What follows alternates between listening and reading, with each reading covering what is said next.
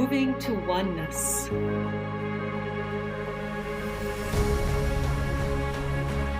Nourishing curiosity. Embracing differences. Becoming one.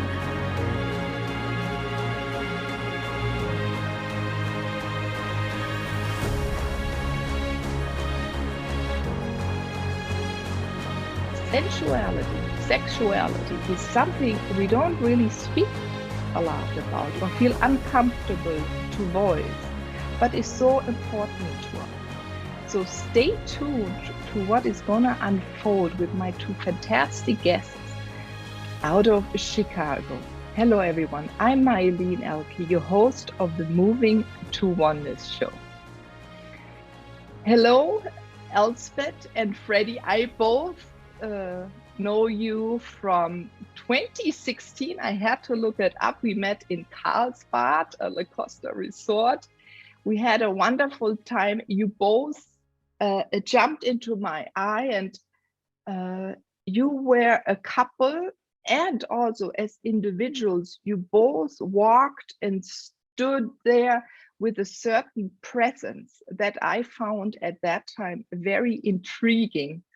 And there was this surety about you both, and comfortable, that's hard to say, comfortableness, and light about you both, that I was happy that I was then able to get to know you better and spend a little time with you in beautiful conversations. And I'm happy you're here now today on the Moving to Oneness podcast. So hello, Elsbeth and Freddy in Chicago. Hello. On our show. Hello. Hi, Marilyn. It's so wonderful to see you again, and thank you for having us on. Yeah. Elsbeth, we spoke already on another show. You were once a guest on my Sacred Expression show twice, when you were talking about the essence, the feminine essence, and how to awaken that. And everyone, there will probably a lot of interesting things coming up during our conversation. I'll put all of those links into the show notes.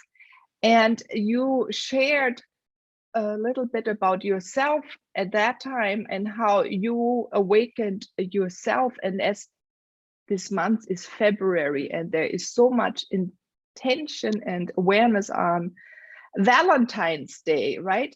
Bringing together couples. I was in the shop today. We had big strawberries, and you see all the red, right? The color that emphasizes love. And love between you two is like this always. You can see that, and that attracted you. And I would love to explore in our episode today what makes you this way, this intriguing couple that glows and also uses their life essence and teaches others about these gifts. Oh, beautiful. Can I start? Please. So just when you said what makes us, light up, it's really, the word that came immediately to mind was becoming intentional. Because like 30 years ago, I was not intentional about love and intimacy. I was operating more on default, what we do habitually, perhaps a reaction to how we grew up, perhaps playing out some wounding that we just, follow.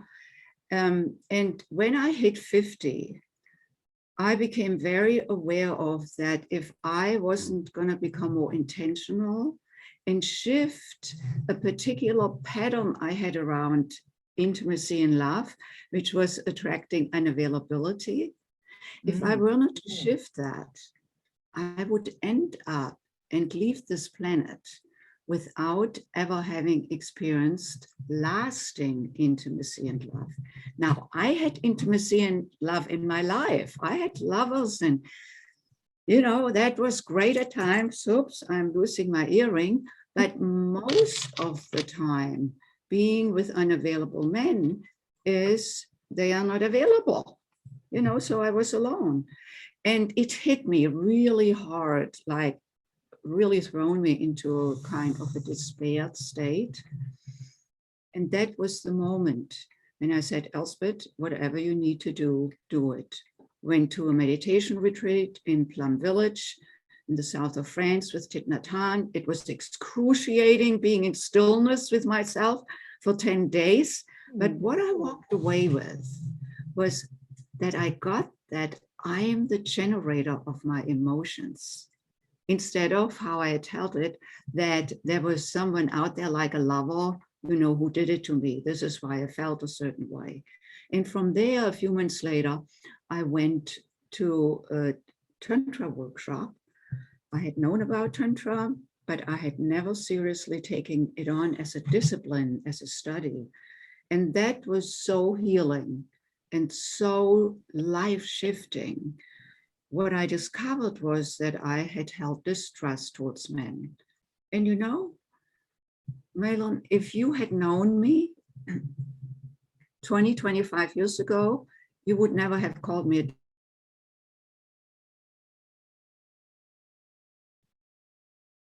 underneath, like we call it in the subconscious, that is not accessible to the conscious mind.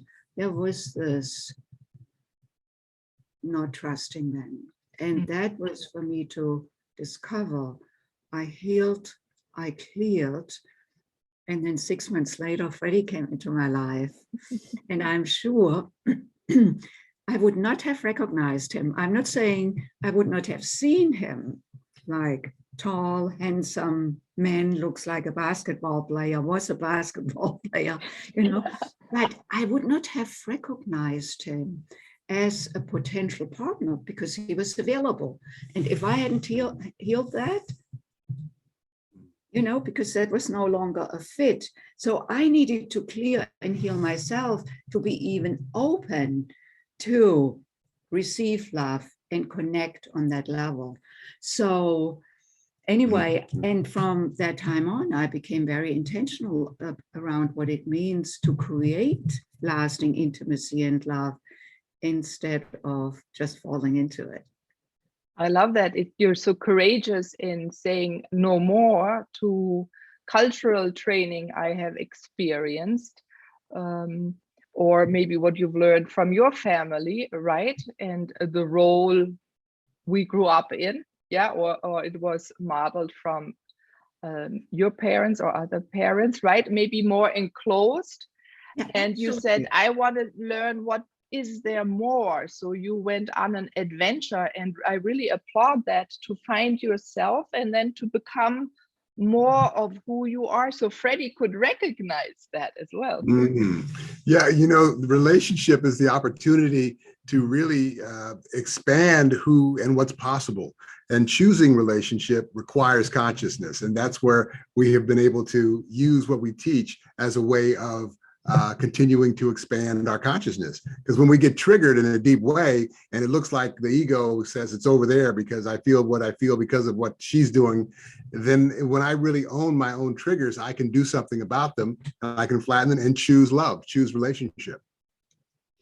Wow, that's beautiful. So it is really to halt for a moment when we are feel unsafe, maybe in a relationship, and not loved, not seen, and see, what am I doing in this relationship that is holding me back to experience from my partner what I would love to experience, right? Because then really quick we start pushing someone away, yeah, or become quiet, not often enough we speak the right vocabulary. We're really often not taught how to communicate with a partner. This is something you don't find very often.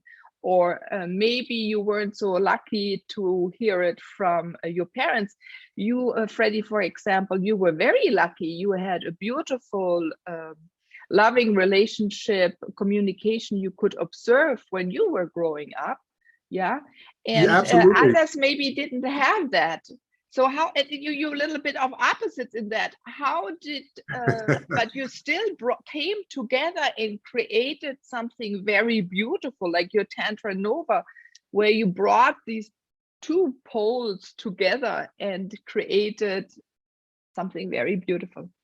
And it's like the work continues. As you mentioned, I was lucky to have a father who would remind me when I would get angry to own my upsets. And it's not that I wasn't authentically upset about something, it's to be able to then flatten that charge and make a request about what it is that's there, or is it not even there? And it's something that I'm making up in my, own interpretation. So that was something that was instilled in me early, and I've been able to continue to expand that through the practices that we teach and we do as tools, the energetic yoga that we teach. Yeah, let's share a little bit about how each of us came to Tantra. Oh, let's go. Yeah, so different.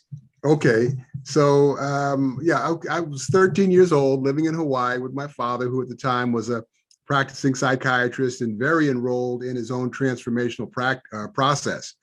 And, at 13, I was going through my puberty, so I was spending a lot of time in the shower, and well, he probably thought I was going to hurt myself in there. And he gave me a book to read on how to integrate meditation and sex practices. So I continued to learn, and my girlfriend liked it. I liked it. It improved my academics and my athletics. I went on to college on athletic scholarship. And after college, I kept reading and doing workshops and learning more and appropriating this as a way of living in my life and relationships. Didn't think I was going to teach this. I was in software business for a long time in San Francisco, wound up being moved here by a company. I was single at the time, it was 20 years ago. I was online looking for a Shakti, a female Tantra partner, and Elsbeth's profile showed up. And we met, and she was on her own Tantric journey, which she'll tell you more about. And well, we pooled our resources and created Tantra Nova. That was 20 years ago. And 21. Okay. Yeah. So we're moving right along. We've worked with thousands of couples and individuals all over the world, books, tapes, television, and we love what we do. We're living what we do. And it's our contribution to ourselves. And for me, the biggest contribution I can make in the world. So it's all making a better world. And I love what we do. And I love the opportunity to keep unpacking it with you today. Yeah, you're very multifaceted person. You mentioned a little bit, you sing jazz, you have been, and probably still are in a way, an athlete. You are interested in people, already also healing, or speaking, sharing, and or even you went into software, so the analytical. So you love to really go into many different ways, and that's what you also bring into your life, into your work. That is so fascinating. I think maybe yes, because absolutely. Of all the but this is what makes it so juicy, so yummy, and I think that is why so many people, and you have taught thousands of people on this globe, to have a relationship, the connection to you, and they feel then understood and they feel seen, because you come from so many directions and you understand where they're at, and in that moment they can feel very safe, because your work is very vulnerable to oneself, but also to teachers, or even the partner one is there with, right? To discover oneself. Absolutely. Yes. So in the end, it's all about aliveness. Yeah, genau. We are here on this planet alive, each of us. Everyone who is listening today is alive. Yes, no matter if you may feel a little sick, or disappointed, or heartbroken. But what doesn't leave us is our life force.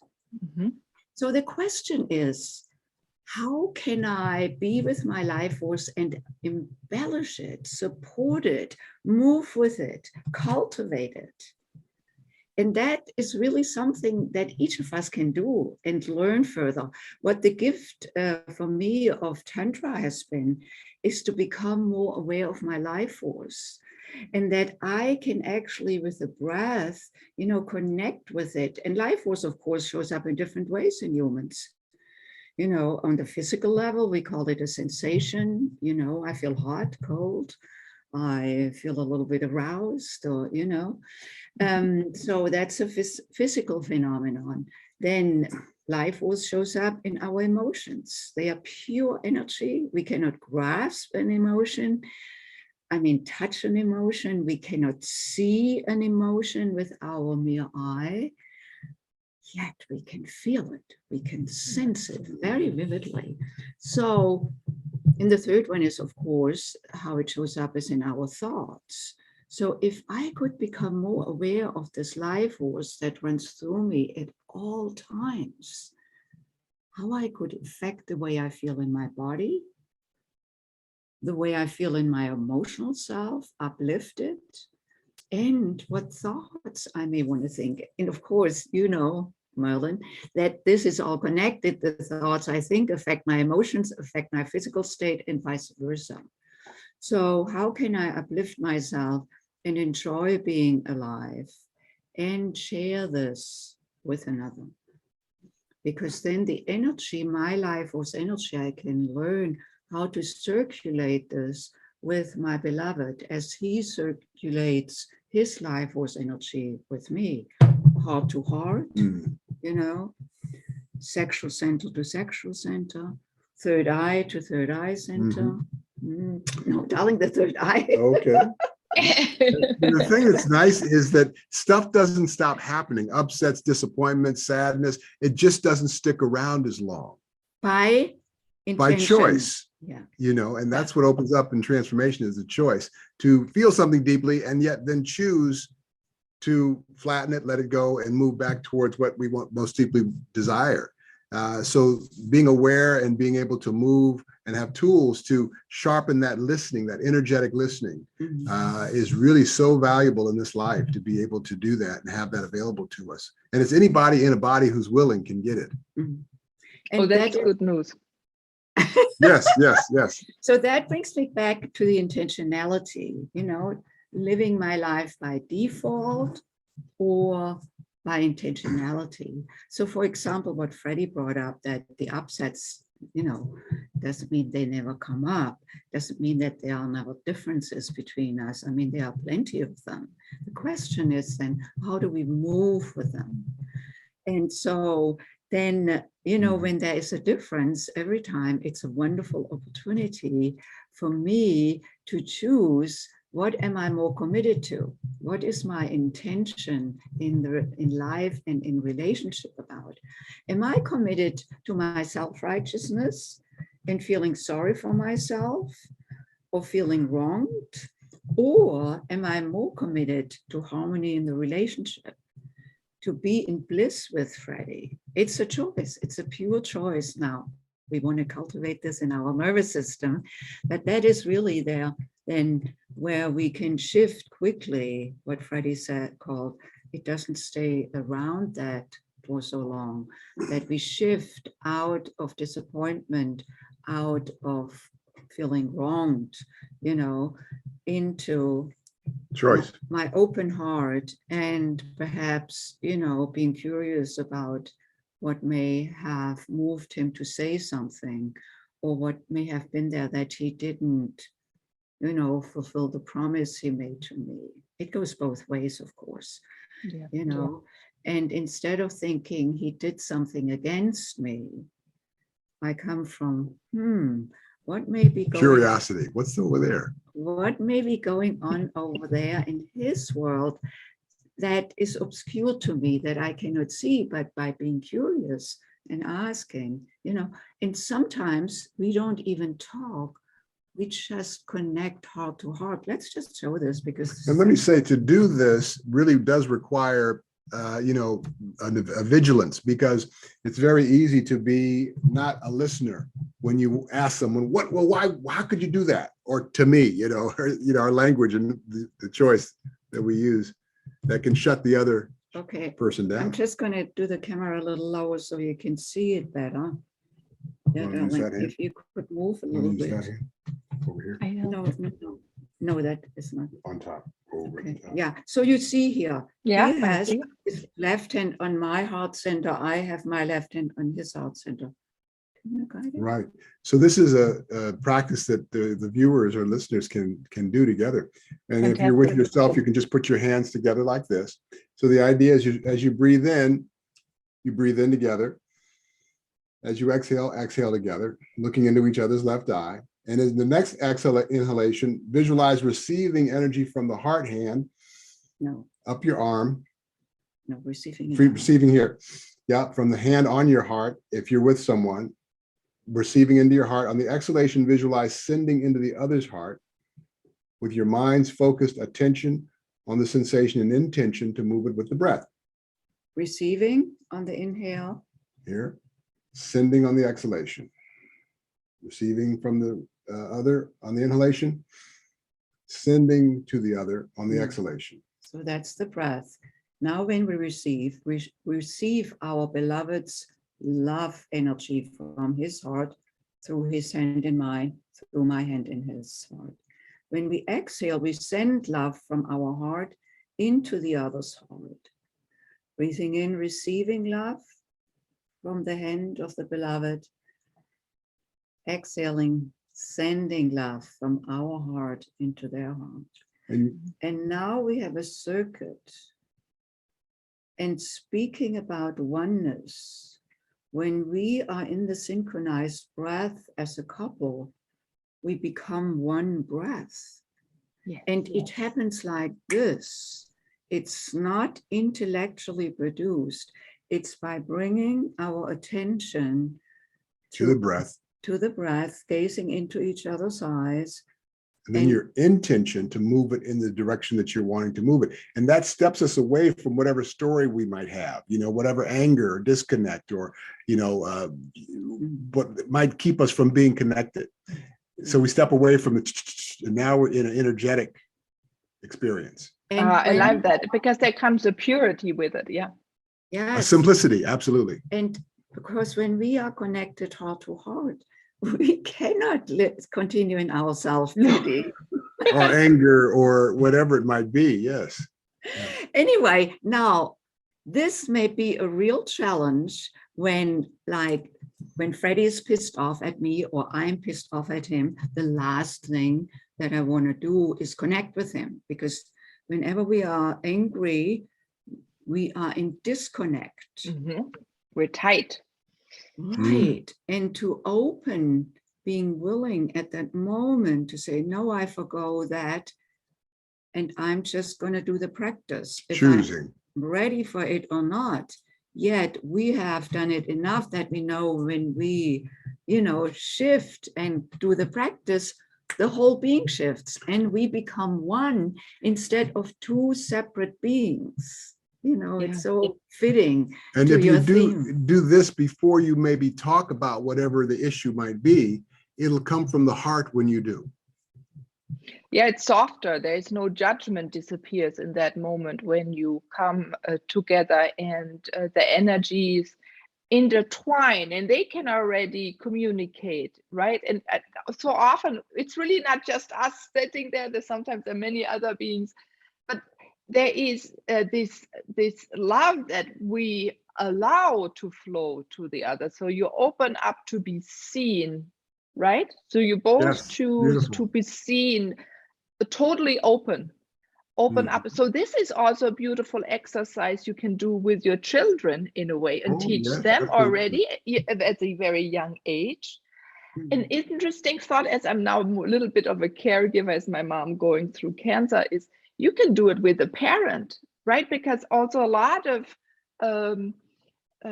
liveliness or judgment has happened, or blaming or loss of connection, but because maybe you didn't have so much time that you can spend with your parent. That's something you can do with a parent. This is a very beautiful, thank you for showing this. This is really to even a friend, right? If we are open enough and curious enough to do that with more, and it changes a whole energetic field. This is when you come together. Yeah. Wow. Beautiful. So simple and so Profound. einsetzbar, profound, genau, and usable. It's and you can do it fast. You can do it within a minute when you're quick, right? I bet you too, if you just put a little finger in there, so whoop. Yeah, and you keep evolving this kind of listening, you know, it's almost telepathic, you know, and I think that we'll be able to do that more and more as we continue to evolve our, you know, subtle listening to what's already out there. We kind of do it now with, you know, the internet and, you know, vibrations and energy moving around with that we don't see. So I think we're going to continue to evolve, you know, who we are already a part of. You know, so we're part of that same system. Yeah, let's evolve it right now, because the thing is that the heart energy, the electromagnetic energy within and around the heart, which has like an arm length, you know, radius, that this energy is tremendously healing. It is not directed by the conscious mind. It's an energy that is present by itself, always, just we may be disconnected from it at moments. And it's the reconciler between our earthly being, the physical, sexual, and the mental and spiritual. And so, of course, in our tantric practice, it plays a huge role, because then I can also connect my heart energy with my sexual energy. And I can connect my heart energy with my spiritual energy, or my spiritual energy with my sexual energy. So this all becomes a dance. I want to do one, bring us back to, because when you spoke about your mother or a child, it may not be always possible that we do the circuit, you know, because perhaps your mother may not be in a state where she can lift her arm, or, you know, something. Also, what Freddy often does with me, what I also do with him, would you just, that when I sit at my desk and he comes over. One hand in the back and one hand in the front, creating like a mudra with Elsbeth, the connecting piece. Yeah. So, and I'm, you know, in that connection, there's a stillness when she is allowing it to just be present. Then it's like a little physical meditation. It's like a body work meditation. You know, we just boom, immediately drop in, give the little busy left brain analytical self a break, and we're back into the breath and ease and flow. Yeah, and I may be sitting like this, I don't even look at him. But when he comes like that, given that we have the agreement, when one of us touches the other one like that, in that way, we drop everything. And now he doesn't do this when I'm on a call or on a Zoom call, you know. Or vice versa when I'm riding my motorcycle or something. Although I may hold you when I'm in the back. Right. So, but anyway, just to the point. It goes backwards, your heart energy through, Right, because we can send it backwards, right? It You radiates can. Heart to heart, you know. Yeah, Heart, you can. Yeah, we like can this. do it heart to heart. Yeah. I mean, there are many variations to the theme, you know. Yeah. And You know, shamanically, it's this point where you start enlightenment. The heart is very important. It is where it's like really an igniter and the open up, and we can sense more of ourselves. And your work, this is, you know, often the simplicity, we can do that so easily, and so seldom we do that because other things are holding us back, again, self-judgment, mind chatter. No, nothing holds us back. We are holding ourselves back. Good point.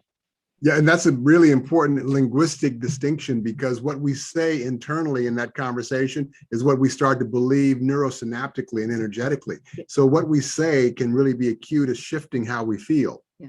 You know, so that's important to be aware of it. Difference in energy, because something holds me back is that I assign power over something outside of me, which is actually an illusion. The only one who has power in terms of what I think and how I feel in my body and in my heart, it's totally up to me. And that is now, this needs to be cultivated. We call it also at times self-mastery, which is not control, but being aware and then being able to move into that space. So when Freddy comes over and he holds me in my heart, on my heart in the front and the back, I'm a yes, although I may be deeply involved in what I'm doing, a little tight and tense, but given the priority I set by having agreed to that when he comes to me, I'm open. That is where I then bring my attention to, and that shifts our life. So it's not like that the project I'm working on is in the way. No, for a moment, I bring my awareness to him, because wherever I bring my awareness to, energy follows. So, but you've heard this before where people give up their power and it's not so obvious, you know, oh, she makes me feel when she does that, or he always does that and it makes me feel. Well, go back to that reminder my father would tell me to own your upsets. I mean, the profundity of that statement, to own your upsets. So for me to own whatever I'm triggered about, that I'm saying it's because she or he's doing something. To you know, flatten my charge about it, look at what's there for me, and maybe there's a request or there's something that I want to say to them about it, but I can do it without the charge, without my upset about it, because that's on me. And that's where it gets confusing for people, you know. Well, yeah, it's probably also practice, and it's going back and forth and observing and becoming aware, right? Observing, aware. Again, the courageousness to trying out. And then also when it comes to making love with each other on a deeper level, where two people then find each other, right? And there again, there is this exploring, this trying out, and sensing, how do I feel? The next second you feel as two, then you feel again as one, and to let go with the flow and let it be a playful experience. And that's the lightness you spoke about, Elsbeth, right? That, and there will be a lot of light, yeah, right? If you do orgasms, there is a lot of light and lightness, because you also feel light, and it's a liveliness, and it is creativity. And it's so, when you were speaking that you stop doing what you're doing, because when you come back, everything goes faster. There are new insights, and there is again more liveliness in everything. So it is a fantastic thing to use the life force energy and to be creative, to create with what within myself, change or an experience, or just let it open up and let's see what happens, right? This is well, I want to say, because you brought up a really good point, and one of the things that's unique about what we're doing as a transformational vehicle is teaching how to work with our life force or sexual energy in a way that allows us to see something that we otherwise don't see, about our interpretations, about old stories, about what's keeping me from, or us from, allowing in what we most deeply desire. Because as you said, the sexual energy, whether you're doing consciousness work or not, when we're in it, we're more open, loving, vulnerable. Chemically, we're changed, more endorphins, serotonin, oxytocin, the feel-good hormones. So when you bring in the distinctions that we teach in our work, now you're doing sexual meditation. And it doesn't take away from the quickies in the morning and all the other fun stuff that we do with sex. It's learning to do sexual meditation, which again, with intention, can allow us to see, allow us even further unmasking, to see that's running in the background, energetically and emotionally and neurosynaptically, to then allow in and be present to what that is, so that we can just keep walking towards, with grace, ease, and flow, towards what we most deeply desire. And that's the work. But it gets confusing, because people, what is Tantra? You know, it's like, oh, it's sexy yoga, it's better orgasms, it's deeper connecting, and it's all of that, yes. And it's a practice that can really be profound in terms of us seeing something that typically we aren't in a shifted state of consciousness to get to. A lot of people do plant medicine and, therapy, and there's so many approaches to seeing something that we don't see just in our normal sort of Machiavellian left brain being. Yet learning to work with our life force or sexual energy in this way is new and old. Yeah, because it's physical. It's right. We are here now. We're spiritual beings, but we are now in the biological material world, and we have a body, and to explore that fully, and why are we now in this body, and to use it. And I think too often it's not explored enough, right? If it's by cultural or religion, there's so many others that are watching how we act, how we move, we shouldn't, right? At the dogmas. And I think, as you said, it was once very beautifully and open. And I think we're moving, the time is changing, where we also feel more safe to speak about it, for also to show our body. Yeah, I just noticed the change. I don't know, but when we were younger, Freddy, in Germany in the 20s, when we were in the 20s, I was in the 20s, but about 30 years ago, people were driving around topless in cars, in cabriolets. Now you don't see this anymore. There's again this closure of enclosing and not showing our body, of not being comfortable within our physical form, and how we are seen by others. So, and I think slowly it's going another direction again. But if you look further back, there were times where people were walking more naked, healers were walking naked. We were very comfortable in our body and our form, and there was no suppression or objection. And one of my biggest dreams is that we leave that and become more open, and that we walk with this clarity and surety, like you really do that, to walk this way, and to start maybe even at home with the person you love and feel comfortable to explore yourself, and with the partner become one, but then also to be more comfortable to bring it out into the world and to show yourself who you are, and we not tightening up or walking crooked because you don't want to show all of yourself, or the beauty. You don't see the beauty you are and the unique form, and to be respected. No, I don't even like the word respected, but to cherished by the other person the way you are. I'll say this, and I know Elsbeth's going to get in here. I want to say that what's unique about the sexual energy as a transformational vehicle is that energy, when we're in it, it's loving, we're more open, loving, and it's creative, it creates life. So that manifestation of energy is a doorway to, a consciousness that is, and when we start bringing consciousness there, that creativity and pleasure starts showing up in areas of life that seem completely unrelated to sex, just in our listening and our availability to that listening. Mm-hmm. Mm-hmm. So the vision you just expressed of freedom within and freedom with each other in the realm of love that includes the sexual physical expression. I think this is an arena that is the most obscured still, at least in the West of the world, so to speak, that over the last, 30 years or so, through yoga and meditation, and, we have become more connected with the spiritual. If you in the United States, walked around with your yoga mat 30 years ago, you were looked at as being a little weird. Yeah. The same, today there is a yoga center at every street corner. If you don't walk with your yoga mat, you're being looked at as being weird.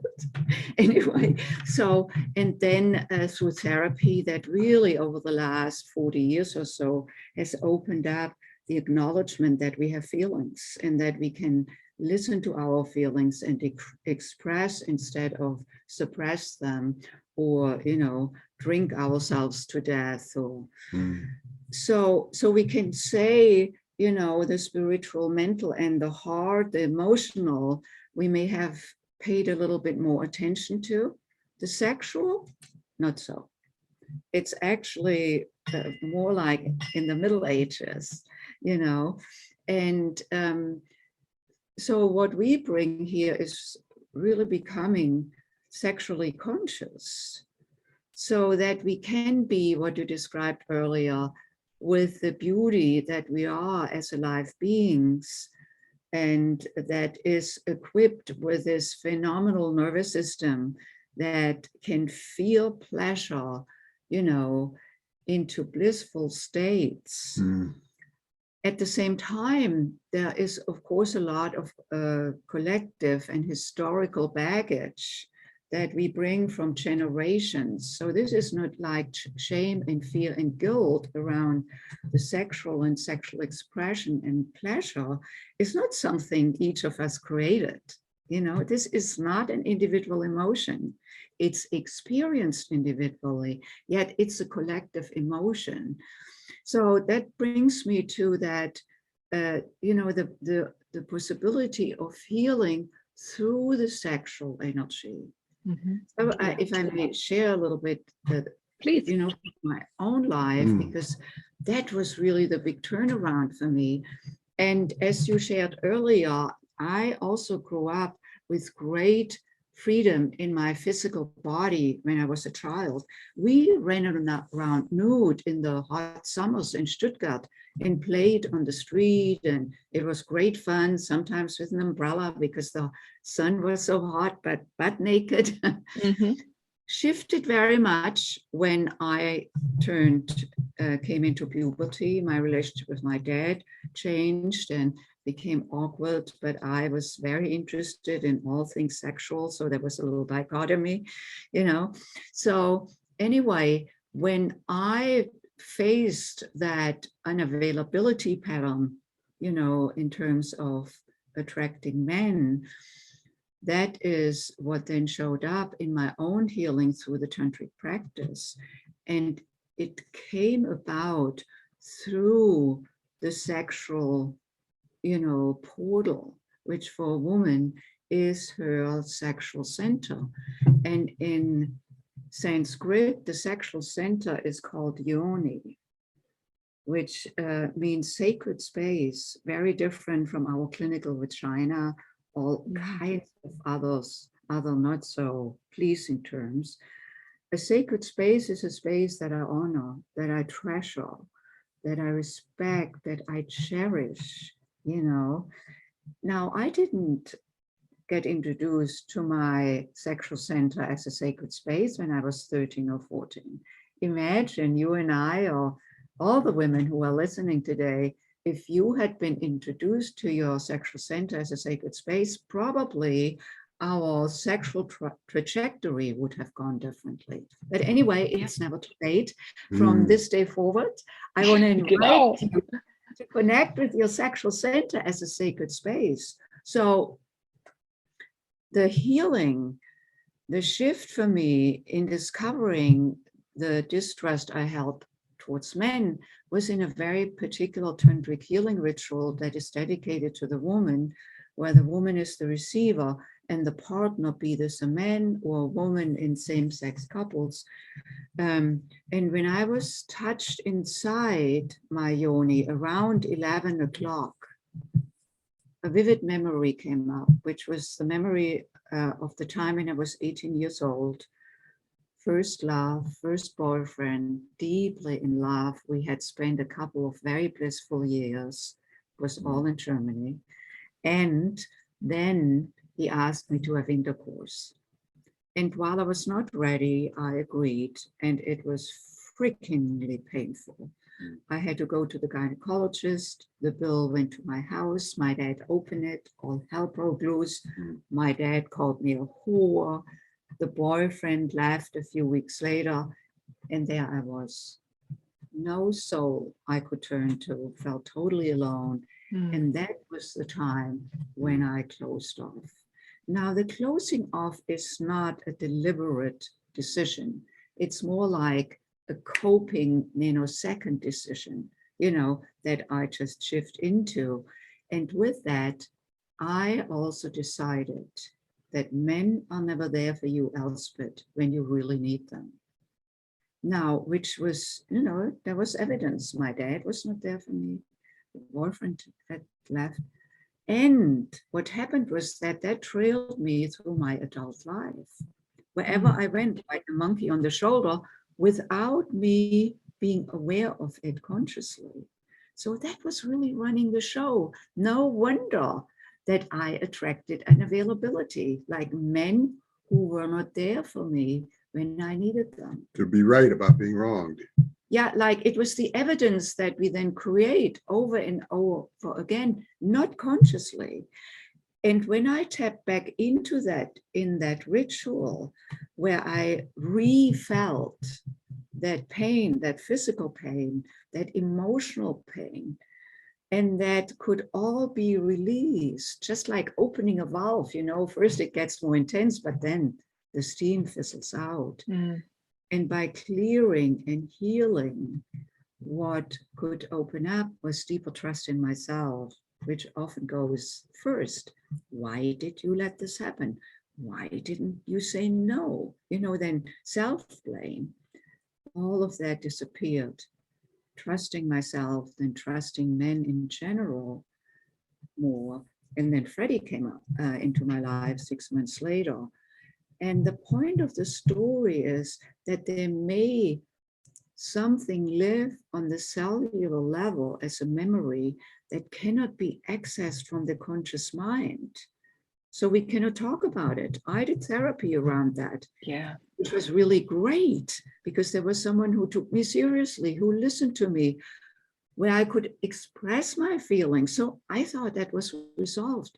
But what I didn't know was that there was a residue on the cellular level in the vaginal walls that could not be accessed through talking.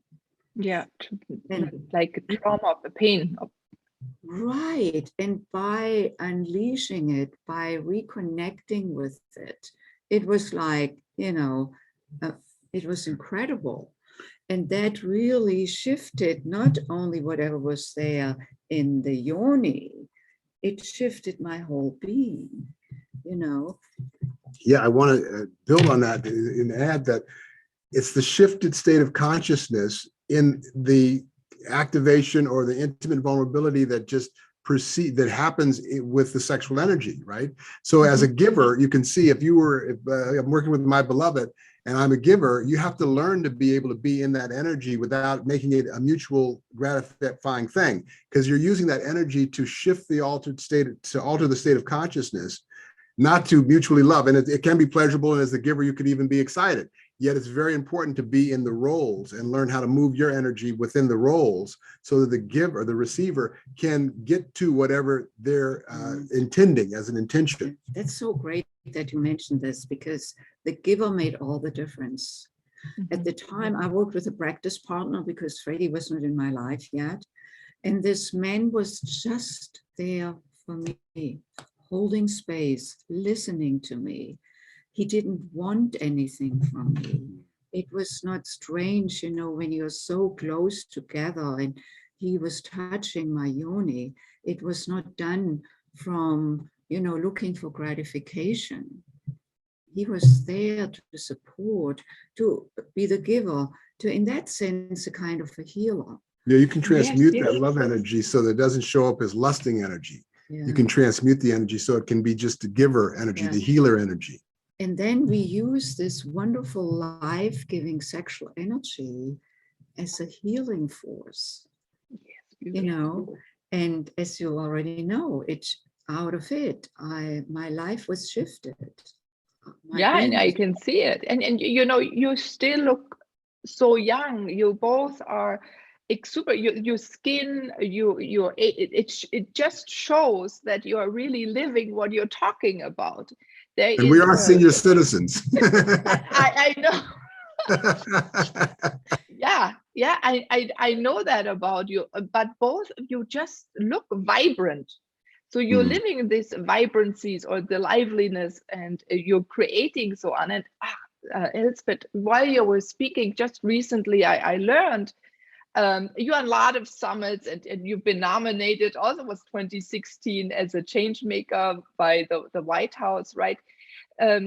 You were in a summit and there was a woman speaking, I forgot her name, but the topic, it really shook me up. She was talking about, you was using the word Yoni, that younger women now don't want to use just the word vagina. It's only part of the whole Yoni, and they're learning that there's so much more, and they're taking in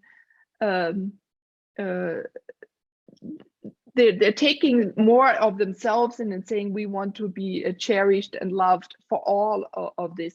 And I have a son, so I was thinking, why are we not teaching our children? And Freddy, I want to ask you about that. How can you teach already the young who are exploring and curious, so they only find still maybe old residue of maybe a porn film or what others told them, but they didn't come from other families. Maybe they don't have this conscious, this loving way of having parents or other people in their life teaching them or talking about it, so that already young men,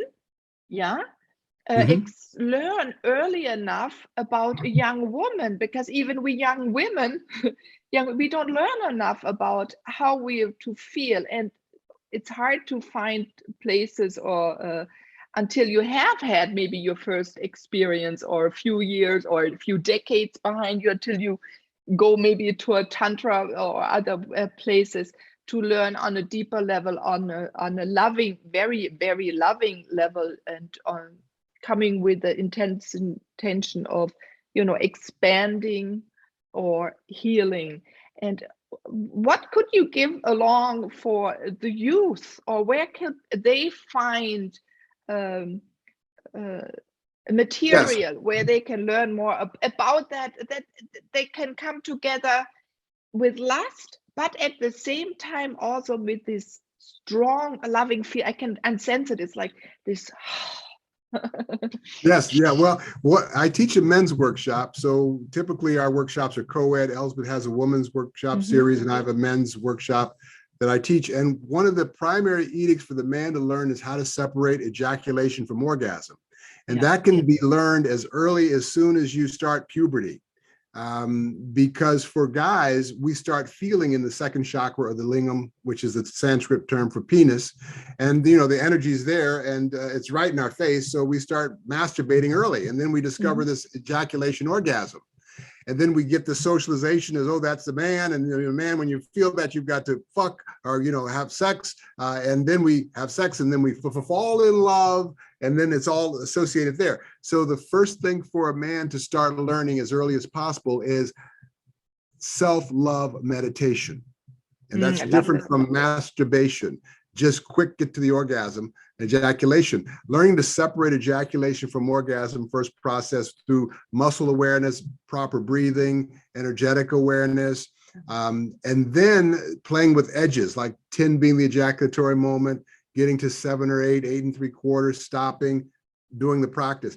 And that will begin to allow a man at a very early age to begin to see that he can actually control his energy and transmute that sexual energy. And he can be with a woman and feel his energy without feeling like he has to do something to her or do something with that energy or fall in love. He can be connected. And that's where it starts. Yeah. So connected, beautiful word. Yeah. Yeah. So that gift that we make available to everyone who is listening, which is beautiful. called Ignite Your Relationship with yourself and or relationship with the beloved. In that video, which is an introductory workshop, we actually speak more about that and give also some practices. So, your son may want to watch it. How old is your son? 15. 15, okay. So the youngest Freddy works with is 18, because for legal reasons. Yeah, but that may be just like something to familiarize, and then at times he works one-on-one with younger ones if the parents fully endorse it, you know, because that is all. We used to have a youth program where we worked with 15 to 18-year-olds. And Freddy, we took then the girls. I worked with the girls. At certain moments, we took them apart. I worked with the girls. Freddy worked with the boys. And Freddy, you know, taught them how to channel their wonderful sexual aroused testosterone energy from the lingam up into the heart and circulating. So there are ways, but it's really difficult referring you to any, you know, there are not really good youth programs out there. And our cultures, both in the United States and in Europe, are not awake enough to really make this available to youth. And it would be so great to work with girls to connect them with their yoni. Yes. So they can own her and themselves instead of looking for validation from outside. Your work, both of you, it's so beautiful what you shared today on this episode. And everyone, you have, this is just a trickle, a little drop of the whole bucket of knowledge and wisdom that Elsbeth and Freddy carry. So do reach out to them. They have the Tantra Nova Institute. Then they're providing this gift for you that, again, that will be in the show notes. Also join the Moving to Oneness Facebook group. They'll be there. Maybe you can reach out there to them and ask them questions. Right, so they have so much more. They have won so many awards, an Emmy Award. I mean, they have written a book. I have read your book. You gave that to me when I met you as a gift, so I would never forget you, and I never did.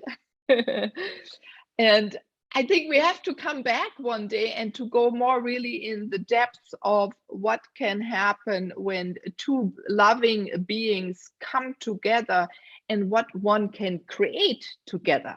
Yeah, that is again a whole, yeah, there is a beauty unfolds then for oneself, the two that come connected, and I believe from everyone around, because you walk, talk, and you are different, you radiate that out into the world. And just for that, it's a very fast way of recognizing oneself, discovering oneself, observing one, healing one. The list is long, many words. And so I encourage everyone to go on the journey of finding yourself through sensuality, through Tantra, with Freddy and Elsbeth, or wherever you are in the world, and only something beautiful can unfold. That's what I believe. So and the book's available.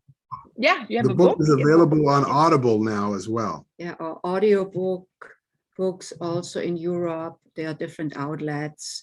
So just look it up. Sexual Enlightenment, How to Create Lasting Fulfillment in Life, Love, and Intimacy. There, that sums it up beautiful. Tantra Nova. Yeah. Tantra Nova Institute. So, but for you personally, if you would give something, I'll ask you, Elsbeth, what do you have, a sentence, a word you want to provide with the audience or to the audience? Yeah, there's really one very easy practice that I just want to invite everyone to do daily, which is placing your left hand on your heart center and then breathe into your heart and feel how your heart opens into your hand. And on the exhalation, feel how the heart relaxes and the hand relaxes. And then do this for a few moments, a few times with total focus. And see and feel how your heart opens further, which means your love opens. And it's opening our heart to ourselves. Oh, so beautiful. And your eyes opened even big. I could see that. and watch that as you were doing the meditation, and your energy field German field opened up. And Freddy, what would you love to share with the world? Well, one, to keep doing that practice that Elsbeth just shared, and particularly when you ask yourself this, to choose your life and everything in it.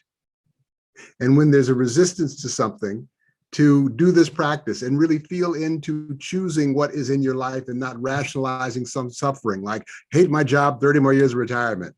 What am I going to do? Well, you could choose it and it gives you a whole nother feeling, or change the work you do. We die in the end. It's how we're living. So choose your life and everything in it. Beautiful wisdom, both of you. I'm really honored that you took time out of your day to be here with me and my audience and to share your wisdom. And yeah, as I said, we have to come back together and share more to the world of your wisdom. And thank you very much, everyone. The best to you wherever you are, and reach out, as I said before, to Elsbeth and Freddy. They're very easy to be approached. They love to share. They're there for you. Take advantage of it and explore love and be a little bit more courageous. It's 2022. The energies are changing. They're nudging you to send out the big heart, the red, and your radiation to others that surround you. So thank you. Goodbye, everyone. And thank you very much for being here, Elsbeth and Freddy. Thank you very much for being on the Moving to Oneness podcast. Goodbye.